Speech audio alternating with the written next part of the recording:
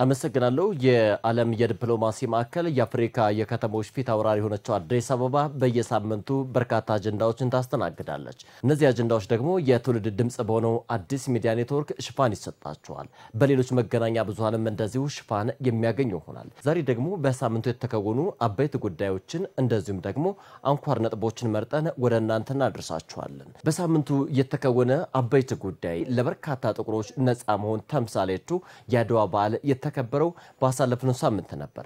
አዲስ አበባም የአድዋ በዓልን በተለያዩ መሰናዶዎች አክብረዋለች። በተለይም ደግሞ ታሪክን እንደዚሁም ዘመናዊነትን አዋዶ በያዘው በአድዋ ሙዚየም በተከበረው 129ኛው የአድዋ በዓል በርካታ እንግዶች ተገኝተዋል።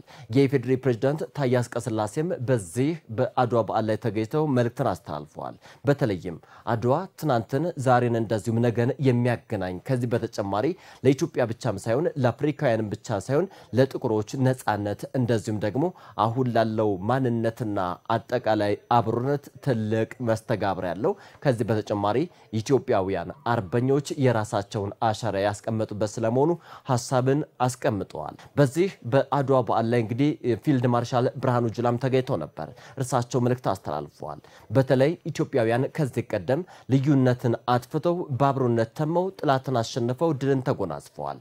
ያን ማስቀጠል ያሁኑ ትውልድ የሚጠበቅበት ትልቅ ኃላፊነት ስለመሆኑ ሐሳብን ሰንዝረዋል። አሁን ላይ ደግሞ የመከላከያ ሰራዊት በሁለንተናዊ መልኩ በተለይም ኢትዮጵያን የሚመስል የበቃና የነቃ ይሆን ዘንድ በትኩረት ተሰርቷል። ይህም ውጤታማ ሆኗል። ስለዚህም የአድዋ የአርበኝነት እንደዚሁም የአርበኞቹና የአሸናፊዎቹ ልጆች ዛሬም በሙሉ ዝግጁነት ላይ ይገኛሉ ሲሉ ሐሳብን ሰንዝረዋል። አዲስ አበባም ባለፈው ሳምንት የከወነችው አበይት ጉዳይ ነበር። ሌላኛው አዲስ አበባ የከወነችው አበይት ጉዳይ አዲስ ዓለም አቀፍ ኮንቬንሽን ማዕከል ክፍት የሆነው ባሳለፍነው ሳምንት ነበር። ዘመናዊነትን አዋዶ ያዘው አዲስ ዓለም አቀፍ ኮንቬንሽን በጠቅላይ ሚኒስትር ዶክተር አብይ አህመድ ተከፍቶም ይፋ ሆኗል። ጠቅላይ ሚኒስትር ዶክተር አብይ አህመድም መልእክትን አስተላልፈው ነበር። በተለይ የኮንቬንሽን ማዕከሉ በርካታ ጥቅሞችን ለኢትዮጵያ የሚያጎርፍ ለአዲስ አበባም የሚያመጣ ስለመሆኑ ሐሳብን ሰንዝረው ነበር። አዲስ ዓለም አቀፍ ኮንቬንሽን ማዕከል አንድም ንግድ ይሳለጥበታል፣ በሌላ መልኩ ደግሞ ዲፕሎማሲ ይቃኝበታል፣ ይቀመርበታል። እንደ ጠቅላይ ሚኒስትር ዶክተር አብይ አህመድ ገለጻ በዚህ ኮንቬንሽን ምርቃት ላይ በርካታ እንግዶች ተገኝተዋል። የአዲስ አበባ ከተማ ከንቲባ ወይዘሮ አዳነች አቤቤም ተገኝተው ነበር። እርሳቸውም መልእክትን አስተላልፈዋል። በተለይ ደግሞ አዲስ ዓለም አቀፍ ኮንቬንሽን ለአዲስ አበባ ገጸ በረከት ስለመሆኑ ሐሳብን ሰንዝረዋል። አዲስ ዓለም አቀፍ ኮንቬንሽን አዲስ አበባ በማይናወጥ አቋምና በትክክለኛ መስመር ላይ ስለመገኘቷ ትክክለኛ ተጨባጭ ማስረጃ ስለመሆኑ ሐሳብን ሰንዝረዋል። በዚህ ኮንቬንሽን ማዕከል እንግዲህ በርካታ ጉዳዮች ተሰናስለዋል። በተለይም ደግሞ ሁለት ትልልቅ አዳራሾች ወይም ደግሞ የመሰብሰቢያ አዳራሾች አሉት። እነዚህ የመሰብሰቢያ አዳራሾች ከ3000 እስከ 4000 የሚሆኑ ሰዎችን በአንድ ጊዜ ማስተናገድ ይችላሉ። በሌላ መልኩ 8 ትንንሽ አዳራሾች አሉት። እነዚህ አዳራሾችም እስከ 1000 የሚያክሉ ተሰብሳቢዎችን በአንድ ጊዜ ማስተናገድ ይችላሉ። በዚህ ኮንቬንሽን ማዕከል የንግድ ተቋማት፣ የኢትዮጵያ አየር መንገድ፣ ቴሌ እንደዚሁም ደግሞ ንግድ ባንክና መሰል ተቋማት አሉ። ቅንጡ ሆቴሎችም የኮንቬንሽኑ መገለጫዎች ናቸው።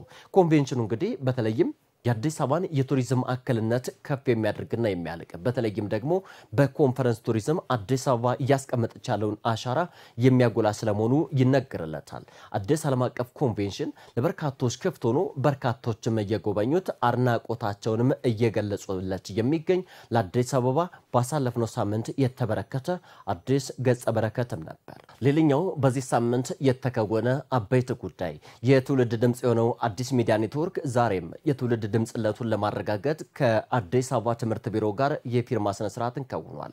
በተለይም ባሳለፍነው ሳምንት የተከወነው ይህ የፊርማ ስነ ስርዓት የአዲስ አበባ ከተማ አስተዳደር ትምህርት ቢሮ የተለያዩ የትምህርት አይነቶችን በአዲስ ሚዲያ ኔትወርክ ኤኤምኤን ፕላስ በቀጥታ የሚያሰራጫቸው እንደዚሁም ደግሞ የቲዩቶሪያል ትምህርቶችን የሚያጠቃልሉ ናቸው። እነዚህ የቲዩቶሪያል ትምህርቶች በ3 ቋንቋዎች ተዘጋጅተዋል። እንግሊዘኛ፣ አማርኛ እንደዚሁም ደግሞ አፋን ኦሮሞ የተዘጋጁባቸው ቋንቋዎች ናቸው። በኤኤምኤን ፕላስ ወደ ወላጆች የሚደርሱ ወደ ተማሪዎችም የሚሰርጹ ይሆናል። በዚህ የፊርማ ስነ ስርዓት ላይ የአዲስ ሚዲያ ኔትወርክ ዋና ስራ አስፈጻሚ አቶ ካሳው ጎንፋ ተገኝተው ነበር። እርሳቸውም አዲስ ሚዲያ ኔትወርክ ትውልድን በማነጽ በኩል እንደዚሁም ማህበራዊ ኃላፊነቱን በመወጣት በኩል የራሱን አሻራ እየተወጣ ስለመሆኑ ሐሳብን ሰንዝረዋል። ይህ የትምህርትን ማሰራጨት ከዚህ በተጨማሪ የቲዩቶሪያል ትምህርትን በቀጥታ ማሰራጨትና በቴሌቪዥን መስኮት መምጣት ደግሞ አንዱ አዲስ ሚዲያ ኔትወርክ ይዞት የመጣው ከዚህ በተጨማሪ ማህበራዊ ኃላፊነቱን የሚወጣበት የትውልድ ድምጽነቱንም በተግባር የሚያረጋግጥበት አንድ መንገድ ስለመሆኑ እንደዚሁ ሐሳብን ሰንዝረዋል።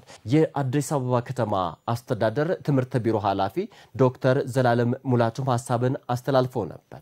በተለይ ከዕለት ወደ ዕለት ተወዳጅና ተደማጭ የሆነ የመጣው አዲስ ሚዲያ ኔትወርክ በተለይም ደግሞ በኤኤምኤን ፕላስ የሚደርሰው ይህ የቲዩቶሪያል ትምህርትም ተማሪዎች የተሻለ ውጤት ይኖራቸው ዘንድ የራሱን አበርክቶ የሚወጣ ስለመሆኑ ሐሳብን ሰንዝረዋል። ውድ ተመልካቾቻችን በሳምንቱ የተከወኑ አበይት ጉዳዮች እነዚህ ነበሩ። እናመሰግናለን።